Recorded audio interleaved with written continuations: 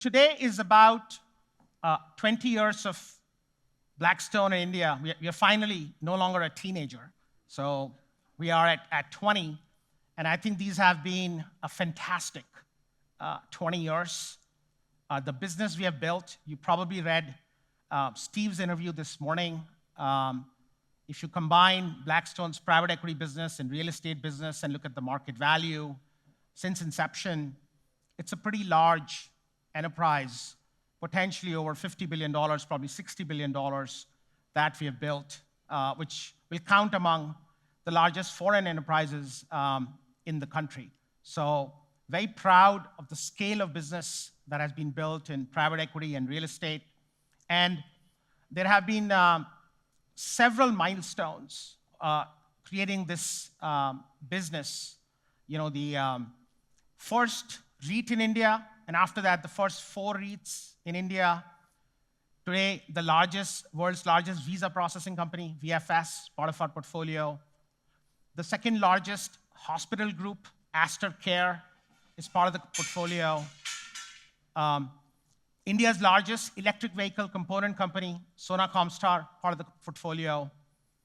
On real estate, you have our business, which is the largest owner of shopping malls, largest owner of real estate assets in logistics, in office buildings, many more areas.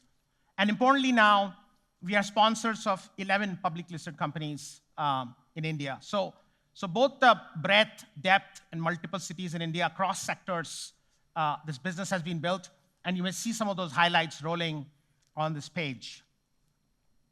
So how's this been possible? I think this has all been possible because of you.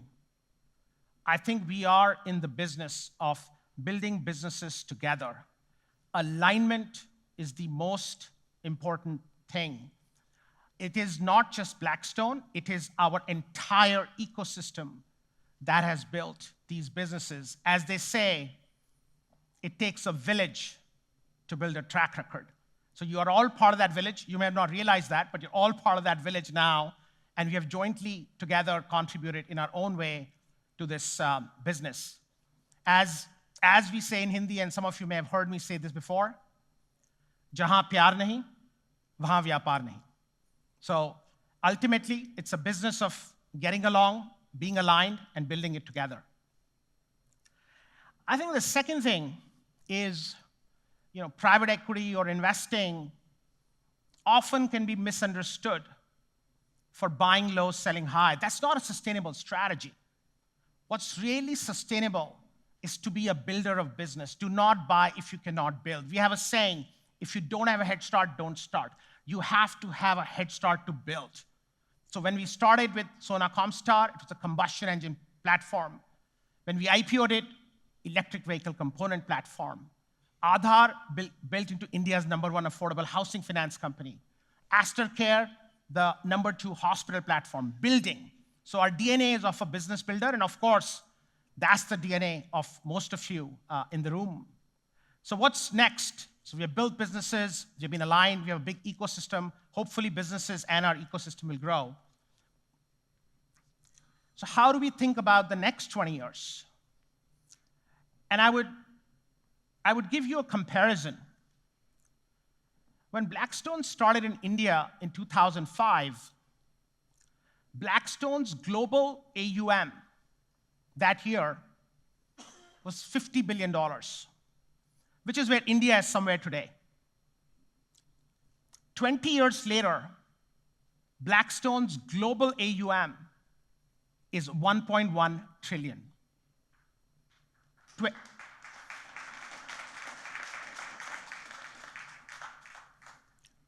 20x in 20 years.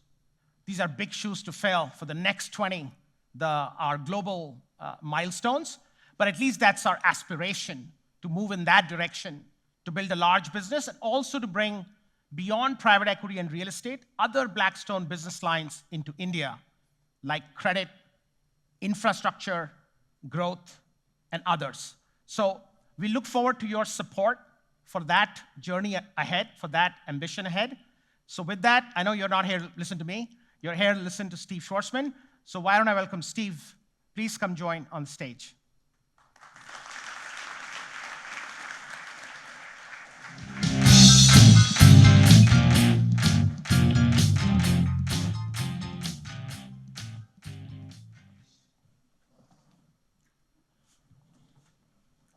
So Steve, when we started in India, at that point in time, you had made a press announcement that you want to invest $1 billion in India.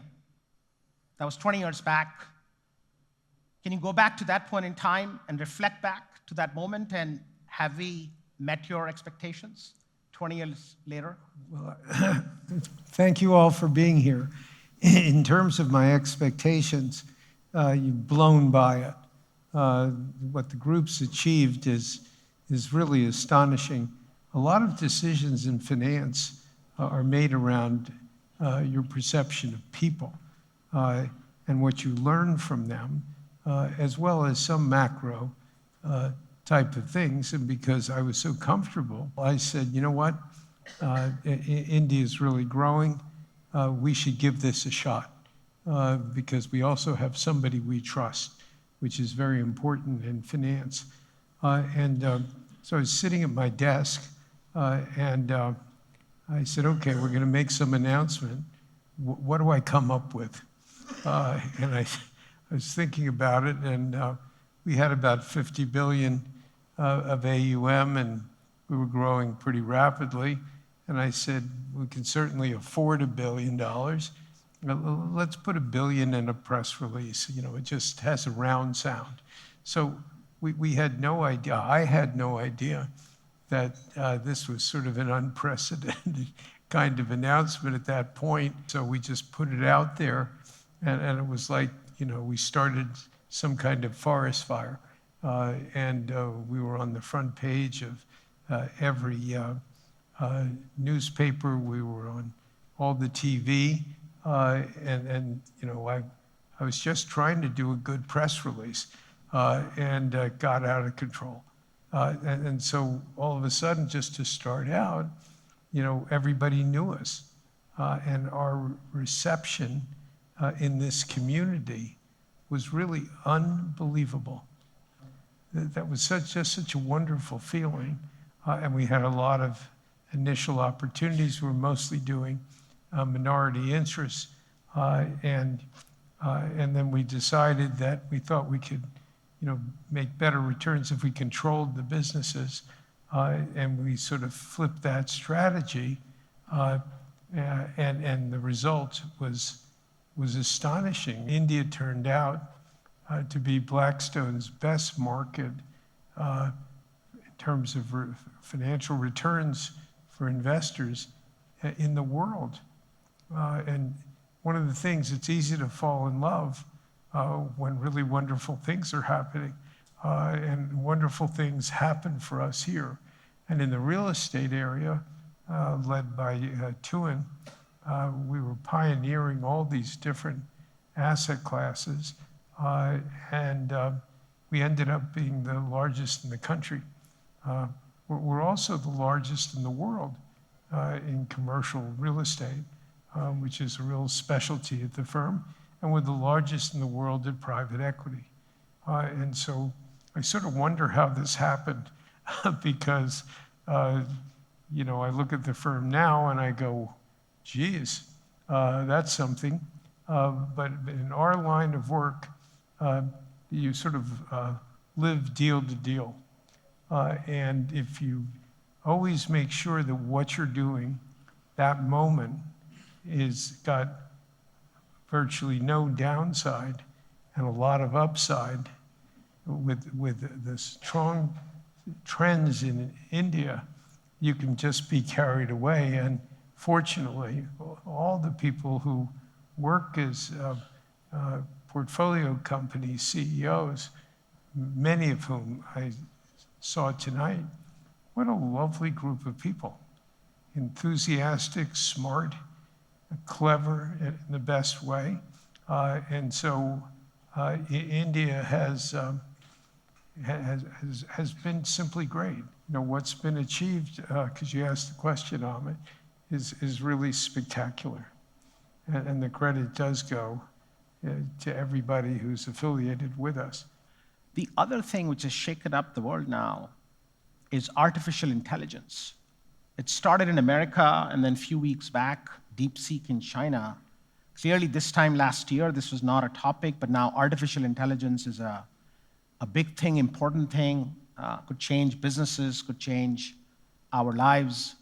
What do you think about AI and its impact on investors, on businesses, on what all we do? Well, I've been involved with artificial intelligence since 2015. And like a lot of things in my life, there are accidents. And I was on a bus in Beijing and going to an event, and I was on a board there for Tsinghua University, which is their top university. It's like some amazing board.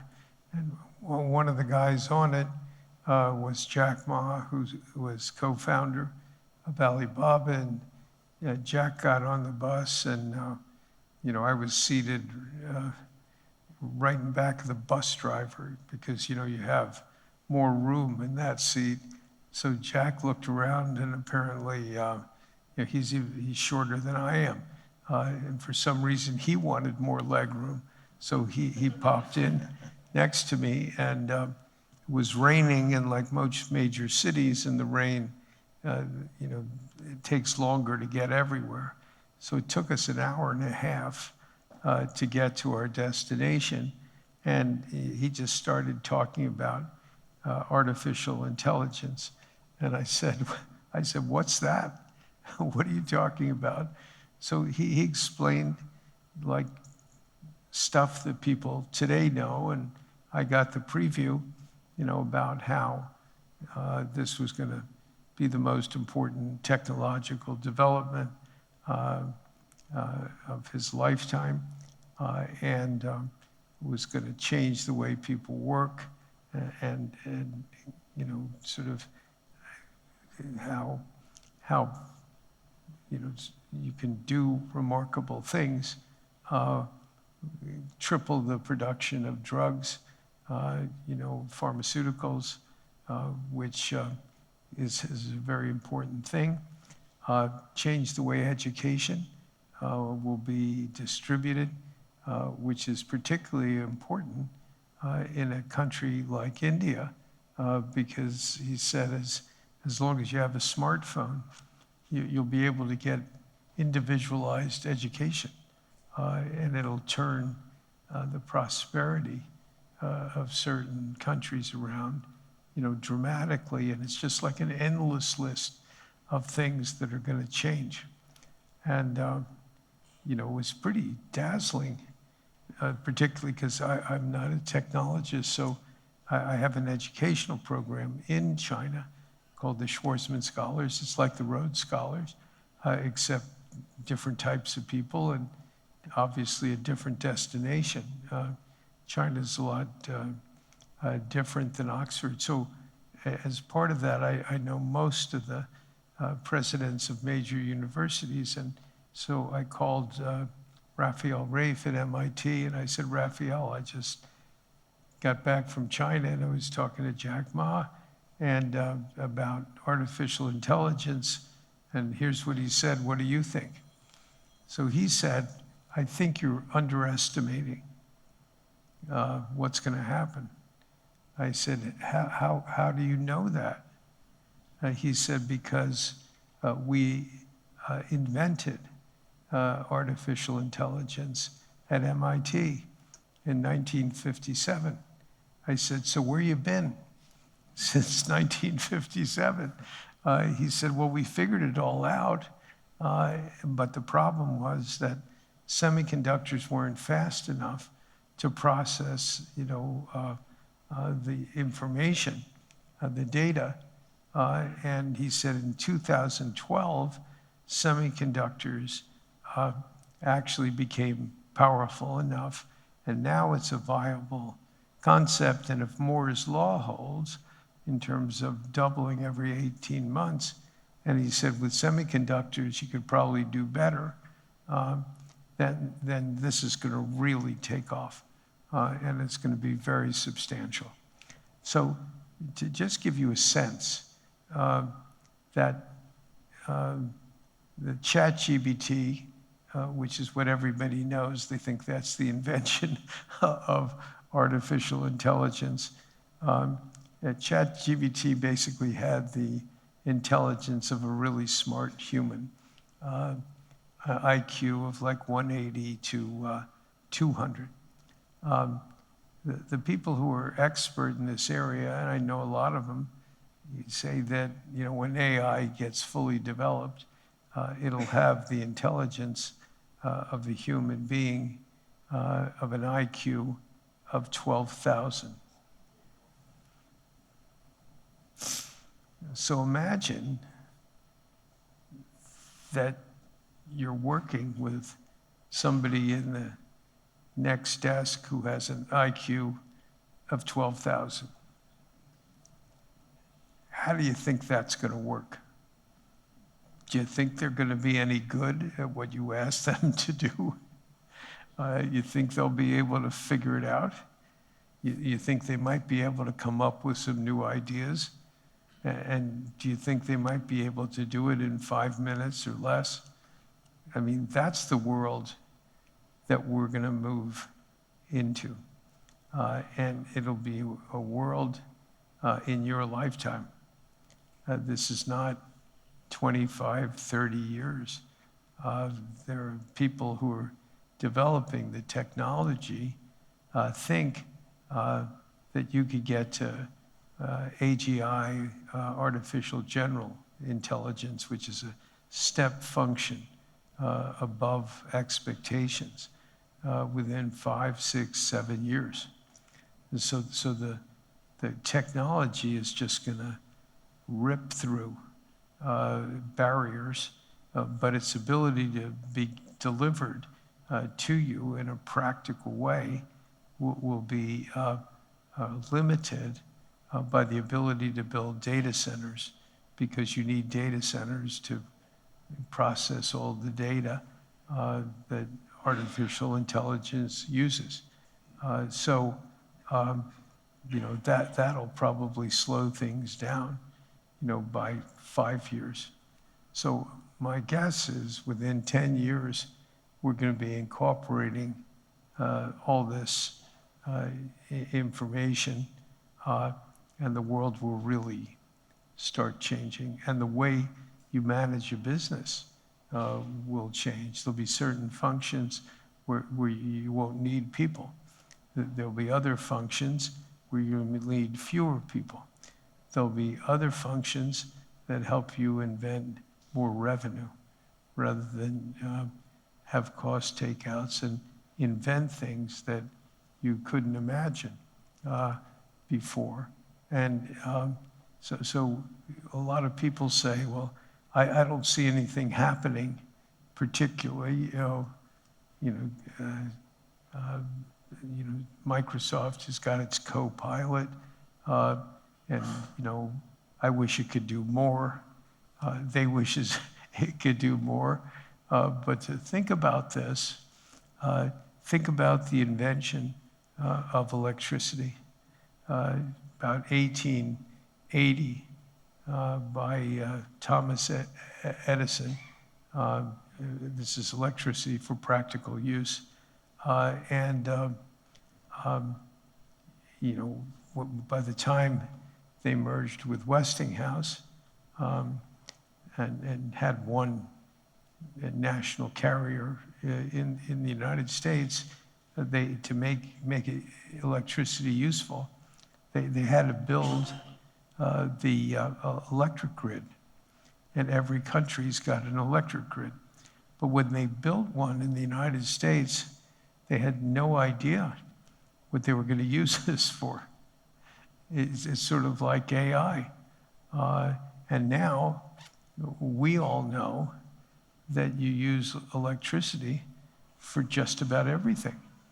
Whether it's your air conditioner or your television or originally radios and washing machines, refrigerators. None of these things were invented at that time.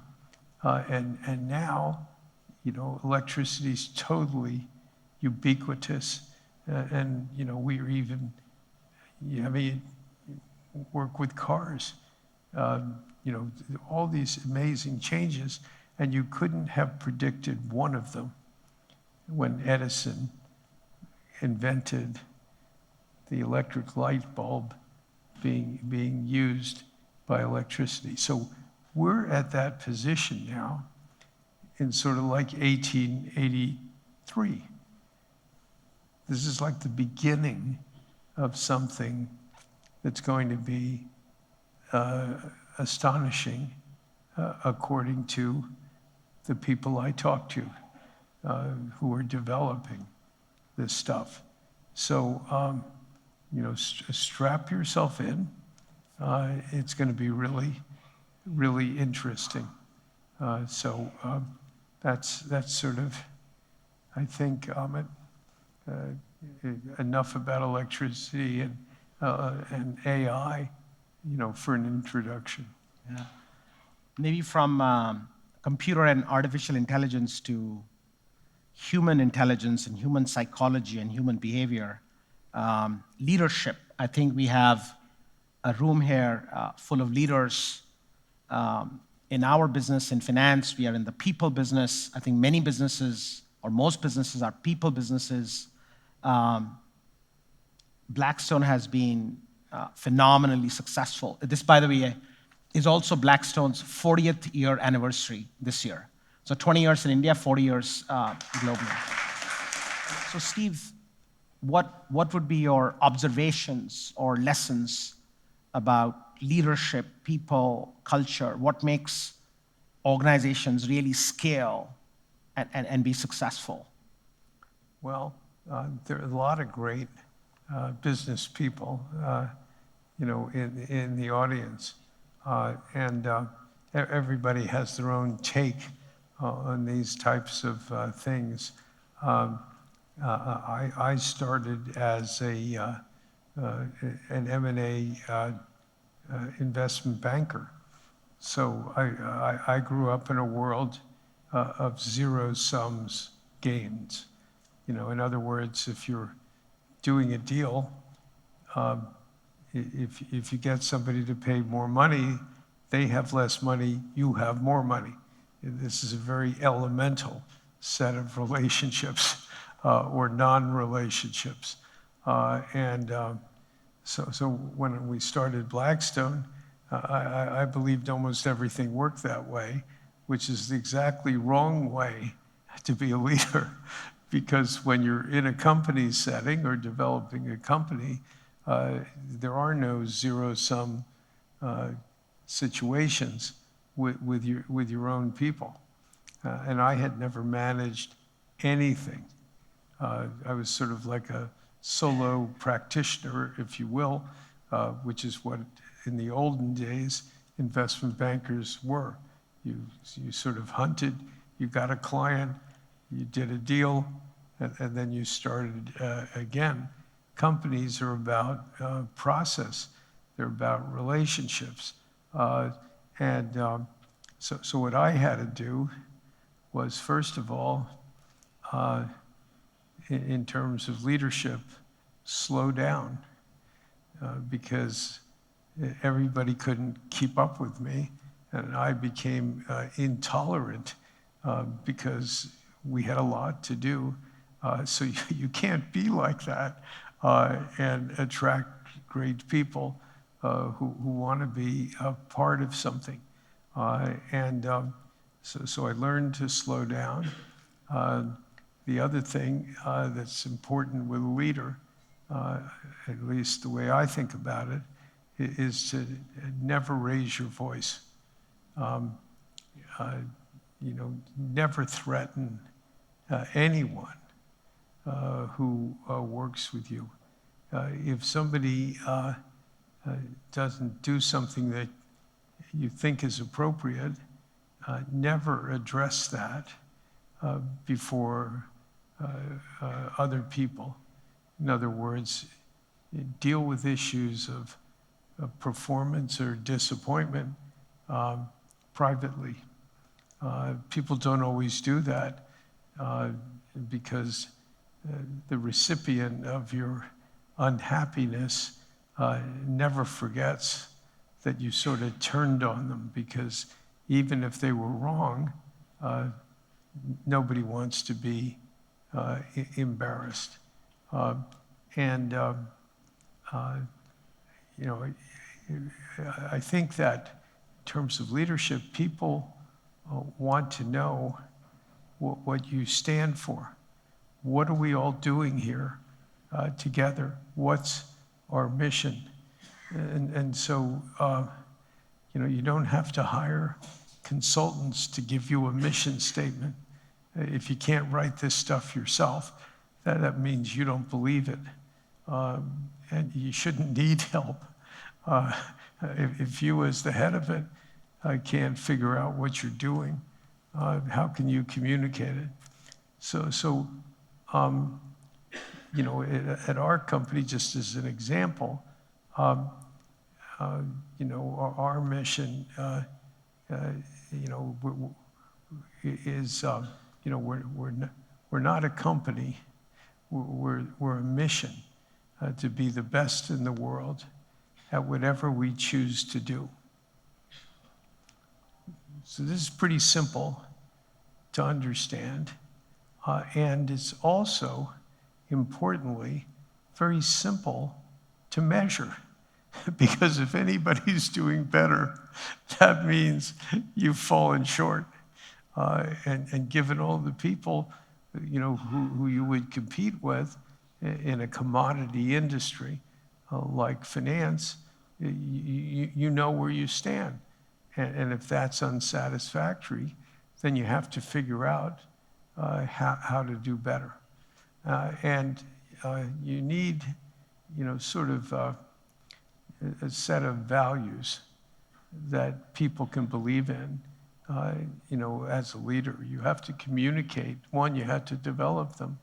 And two, you have to communicate those. We also believe in equal opportunity. We believe in hard work. We believe in openness. We believe in cooperation among the people at the firm. We believe in sharing information, because some people use withholding information as power over other people. We do not believe that. We believe that age doesn't matter, because the only reason some of us are, you know, sort of in more senior positions isn't because we're smarter, but we just have more data. That's called being a little bit older. So that's an advantage, but it doesn't negate the fact that the people who are working with you, who are younger, can actually be smarter. I mean, like on test scores, and maybe even more clever, and acknowledging that is an important thing, because it makes them feel wonderful, and it costs you nothing to treat them like that. And that kind of inclusiveness sort of liberates people. And we don't believe in glass ceilings. So usually you have problems in an organization if people feel the only way they can be promoted is to kill the person either next to them or senior to them. And that couldn't be more unhealthy. And what we do to deal with that is we keep expanding the business. We expand it because it's great for our customers, because they get to, you know, have other investment products. It's great for the business because we do better financially, but it's great for our people, because whenever we expand, we need people to take those positions. And the people you know best when you hire people are not outsiders. You know, they're people you work with. You know how good they are, and to the extent they have shortfalls, you know what they are. And so, you know, the internal promotions and expansion of opportunity is really important to have a place that's very peaceful, if you will, where employees feel protected. Like we don't tolerate internal politics, which makes us apparently, I think that's just sort of sensible, but apparently it makes us somewhat unusual. As a leader, you have to articulate these values to your people. And what you forget is you do that for a while and you think your work is done. But if you're in an expanding business, like almost everyone in this room, there are always new people who are joining. And if you don't repeat this endlessly so they get it, then your culture will fall apart because only a few people at the top really get it. And the new people, you're just like another place, you know, some soulless, uninteresting place where you don't have passion because it's mostly been killed off. And so I think in a leadership role, you have to meet with all your new people, which I actually do probably twice a year, because we have a few hundred people we hire a year, and you just spend an hour and a half telling the tale, telling them what the culture is, telling what they're expected.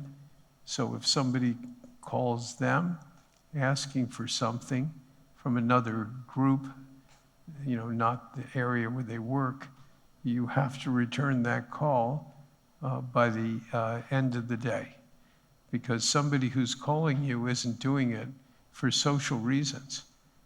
They think you know something that could be helpful to them to progress what they're working on. And if you don't return it, that makes life non-optimal. And so you have to return that call. And what I find in a leadership role, you really have to spell it out. Now, we have the advantage of working with really smart people. But if you don't tell them exactly what's expected and what is not approved, they won't know, so they won't do it. And it's not like you're treating them like children, but there is an element of it. It's instructive. You have to make it funnier than I'm being right now. You know, you got to get them laughing during an hour and a half or 2 hours, and you got to get them asking questions. And so the other helpful hint is when people ask you for a decision on something, and you don't quite know what the right answer is, and they're really pressuring you. And that's happened to every person in this room who's in a leadership role. You are allowed to say, I'd like to think about it. I'll get back to you. You will be stunned that all that anxiety pretty much goes away, because now you've got the problem and they've unburdened themselves, and they just turn around and leave your office after pressuring you to make a decision. Never make a decision as a leader that you're not sure about. You can always buy more time to think it through. And I had to learn that, because I just wanted to be responsive to people. But you don't have to be responsive to them. You have to have the right answer. And sometimes it just takes a little bit of time. You can't be scared that you've failed. You're the one being responsible, and things work out for you. What I do typically to figure out what's going on when we hire a new external person is I wait about 3 or 4 months, and then I have my office contact him and come to my office for a meeting. And I'm sure these people are like really have some anxiety. Why do I want to see them? And they walk in, and I said, look, there's no real reason I want to see you. I just want to know how you're doing. What's it like for you to be working here? And they all say the same thing. They say, this is like a dream. Nobody is trying to hurt me. Everyone wants me to be successful. And I say, well, we hired you. Of course we want you to be successful.